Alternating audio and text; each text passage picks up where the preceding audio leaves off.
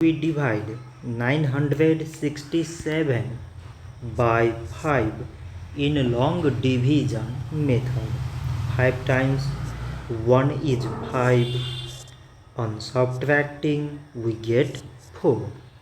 So now we put down this 6 and it is 46.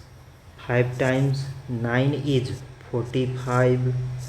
On subtracting we get 1.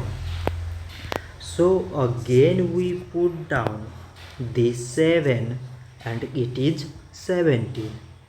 5 times 3 is 15.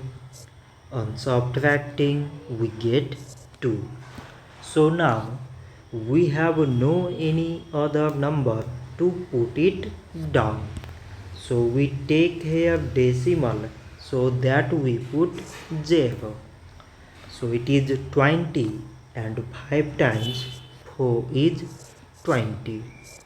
On subtracting we get 0. So 967 divided by 5 is 193.4. So this much for today and thanks for watching.